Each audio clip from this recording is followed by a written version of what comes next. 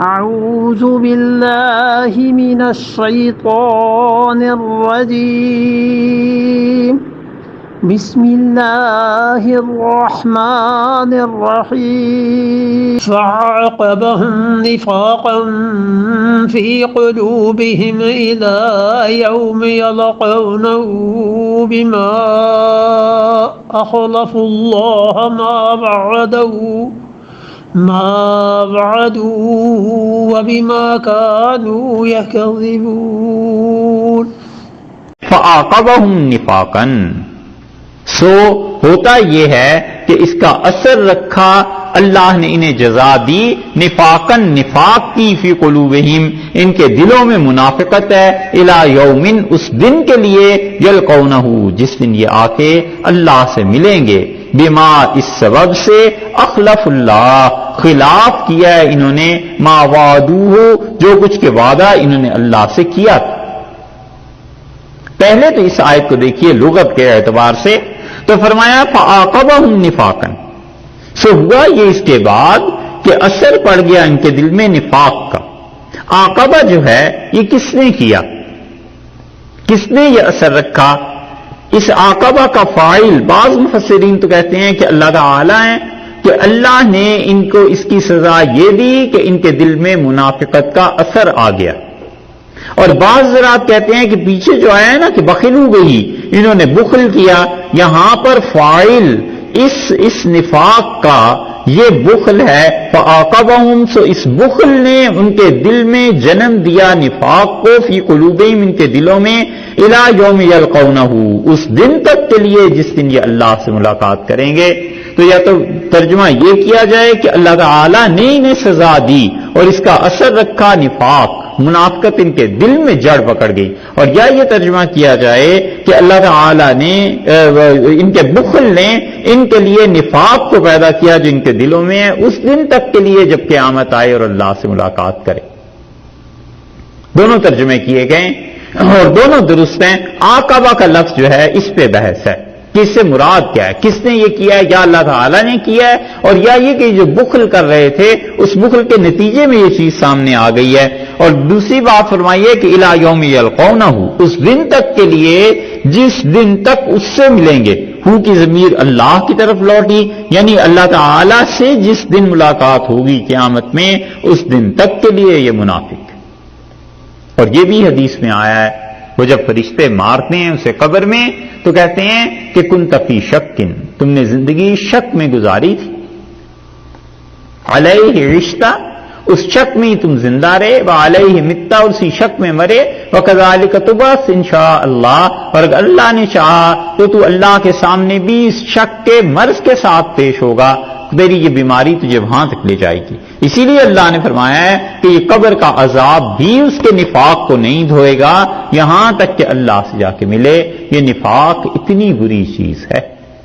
یہ منافقت کوئی معمولی جرم نہیں ہے. اور یہ کیوں ہو گئے ہیں منافق قیامت تک کے لیے؟ بما اخلف اللہ اس سزا کا اثر اب یہ ہو گیا ہے کہ اللہ تعالی نے بما اخلف اللہ خلاف کیا ہے اللہ سے ما وعدوہ جو کچھ کے اس سے وعدہ کیا تھا. پہلے یہ نفاق عارضی تھا اور صرف باتوں کی حد تک تھا, اب اللہ سے وعدہ توڑنے کے بعد یہ نفاق اب مسلسل ہو گیا, اب دائمی ہو گیا, اب یہ مٹنے والا نہیں ہے, اب یہ قیامت تک چلے گا. اخلف اللہ ما وعدوہ جو اللہ سے وعدہ کیا تھا اس وعدے کو انہوں نے توڑا ہے ایک, وبما كانوا یکسبون اور دوسری بات یہ ہے کہ اس کے ساتھ ساتھ جھوٹ بولتے ہیں, کفر کے کام کرتے ہیں. یہ ہے ان کی حرکتیں. اس آیت سے پتہ چلتا ہے کہ انسان کبھی بھول کے بھی اللہ سے کسی چیز کا وعدہ نہ کرے, کبھی بھی نہ کرے کہ اللہ میں یہ کام کروں گا, بس یہی کہتا رہے کہ اللہ تیری توفیق سے یہ کام کرنا چاہتا ہوں, اللہ آپ توفیق دیں گے میں یہ کام کر لوں گا. کبھی بھی خدا سے وعدہ نہ کرے, وگرنہ وعدہ توڑنے کا نتیجہ یہ نکلتا ہے کہ قومیں منافق ہو جاتی ہیں, دل میں نفاق آ جاتا ہے. اور یہ آیت بڑی تنبیہ ہے ان لوگوں کے لیے. یہ دوسری جگہ بھی آئے گی, اسی سورہ توبہ میں آگے آ رہی ہے کہ اللہ نے فرمایا انہوں نے ہم سے وعدہ کر کے توڑا تھا اور یہ جو وعدہ توڑا ہے ان کے دلوں میں نفاق آ گیا۔ آپ خود سوچئے کہ وعدہ کرنے کی بھی نوعیت ہوتی ہے۔ ایک آدمی اپنے بچوں سے کوئی وعدہ کر لیتا ہے، بھول جاتا ہے، کہتا ہے بچے ہیں ان کی کوئی چیز دلانی تھی، چلو آج نہیں کل لے لیں گے۔ ایک اپنے ماں باپ سے کوئی وعدہ کرتا ہے، ایک جہاں پہ جاب ہے اس سے کوئی وعدہ کراتا ہے، ایک اپنی اہلیہ سے وعدہ کرتا ہے کسی چیز کا۔ ان سارے معاہدوں کی نوعیت میں فرق ہے، اور ایک اللہ سے جو وعدہ کرتا ہے وہ تو سب سے زیادہ شدید ہے کہ اس نے اس ذات سے معاہدہ کیا ہے جو ذات اس کے دل کے حال کو بھی جانتی ہے۔ اب اس سے وعدہ کر کے پھر جانا یہ کوئی معمولی بات ہے؟ 46 تک 46 45 تک کوئی آثار نہیں تھے کہ پاکستان بن جائے گا، اور ایک دم سے حالات تبدیل ہوئے۔ اور مولانا آزاد نے انڈیا ونز فریڈم میں لکھا ہے، مولانا نے کہا کہ یہ نہرو کی حرکتیں تھیں، پاکستان بن گیا، اور اگر میں کانگریس کا صدر رہتا، میری اجازت دیتی، میری صحت، پاکستان نہ بنتا۔ نہرو نے وہ حرکتیں کی اور گاندھی جی نے، کہ نتیجہ اس کا نکلنا ہی تھا، تقسیم ہونی تھی۔ اور 46 تک بھی بہت سے لوگ کہتے ہیں کوئی آثار نہیں تھے، اور اللہ نے اس ساری بساط کو پلٹ کے کہا کہ تم لوگ کہتے ہو کہ ایک الگ ملک تمہیں چاہیے جہاں تم میرے دین کو نافذ کرو گے، لو دے دیتے ہیں، کرو دین کو نافذ۔ اور 50 برس سے زیادہ ہو گئے، 55 برس ہونے کے قریب آ گئے اب، اور اللہ کا دین نافذ نہیں ہوا۔ اب یہ قیامت میں کس حال میں پیش ہوگی قوم، اور اس قوم کے سربراہ یہ اللہ ہی جانتا ہے۔ وہ پوچھے گا کہ تم نے مجھ سے وعدہ کیا تھا، ہزاروں نہیں لاکھوں آدمی مارے گئے، عزتیں برباد ہوئیں، خاندان لٹ گئے، پورا بر صغیر اور ایسا تہس نہس ہو گیا، اور دونوں ملکوں میں تباہی پھر گئی۔ کہاں گیا وہ اسلام اور کہاں گیا وہ دین جو مجھ سے وعدہ کیا تھا، وہ کیوں پورا نہیں؟ یہ کوئی چھوٹی سی چیز نہیں۔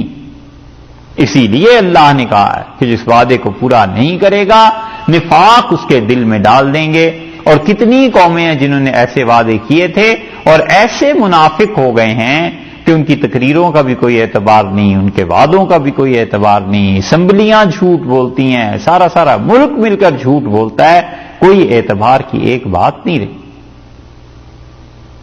ہمارے ہاں ابھی جنرل پرویز مشرف جب آئے تھے، ریفرینڈم کرایا انہوں نے کہ مجھے صدر ہونا ہے یا نہیں، اور صاف جھوٹ بولتے رہے۔ ساری دنیا جانتی ہے کہ کوئی ریفرینڈم میں شرکت کے لیے نہیں گیا تھا، اور انہوں نے اپنے ذرائع سے پرچیاں بھی استعمال کی، سب کچھ کیا، اور اخبارات نے باقاعدہ کالم لکھے، اور انہوں نے کہا کہ یہ سب سے بڑا جھوٹ تاریخ میں ہمارے ہاں بولا گیا، اور کوئی پرچی ڈالنے کے لیے نہیں گیا، اور انہوں نے کہا نہیں ہم پھر بھی صدر ہیں۔ اب اس جھوٹ پہ پوری قوم چپ رہی، ہم بھی انہی میں شامل ہیں، ہم بھی چپ رہے، کیا کرتے؟ یہ اللہ کے ساتھ وعدے توڑنے کی سزا ہے کہ منافق ملتے ہیں۔ اللہ نے یہاں بھی یہی کہا ہے، اور اس کے آگے بھی ایک بات آ رہی ہے۔ اللہ نے فرمایا مجھ سے انہوں نے وعدہ کیا اور اپنے وعدے کو پورا نہیں کیا، فَعَاقَبَهُمْ نِفَاقًا فِي قُلُوبِهِمْ إِلَى يَوْمِ يَلْقَوْنَهُ، اور ہم نے نفاق کا مرض ان منافقوں کے دلوں میں ڈال دیا ہے، یہاں تک کہ ہم سے آ کے ملاقات کریں، بِمَا أَخْلَفُ اللَّهَ مَا وَعَدُوا، اور یہ منافق دل اس لیے ہو گئے ہیں کہ ان لوگوں نے اللہ کے ساتھ جو وعدہ کیا تھا اسے پورا نہیں کیا، بِمَا كَانُوا يَكْذِبُونَ، اور جھوٹ بولتے ہیں۔ اللہ کی کسی سے رشتہ داری نہیں کہ خدا کسی کی رشتہ داری میں فیور اس کی کر دے، حق تعالی شانہ بے نیاز، جو کرے گا سو بھگتے گا، سوائے اس کے کہ اللہ فضل فرمائے اور مہربانی کرے، وگرنہ یہ جتنا مسلمانوں کا نفاق ہے اور منافقوں کی سربراہیاں ہیں، خدا کے ہاں بڑی اس پہ پکڑ ہے، اور اس کے اثر سے آدمی جائے کہاں، بچے کہاں۔ رسول اللہ صلی اللہ علیہ وسلم نے انہی دنوں کے لیے شاہد فرمایا تھا کہ مومن آدمی بڑا مظلوم ہوگا، اور ایک وادی سے نکلے گا دوسری وادی میں جائے گا، اور دوسری سے تیسری وادی کا سفر کرے گا کہ کہیں وہ اپنے دین کو بچا لے اور کہیں ایمان کو بچا لے۔ اور آپ نے فرمایا ایمان بچانا اتنا دشوار اس کے لیے ہو جائے گا کہ کقابض الجمرہ، جیسے کوئی زندہ آدمی اپنے ہاتھوں میں انگارے پکڑ لے، تو جتنا آگ کا پکڑنا دشوار ہو جاتا ہے اتنا اس کا ایمان بچانا دشوار ہو جائے گا، کیونکہ زمانہ نفاق کا، وقت جھوٹ کا آ جائے گا۔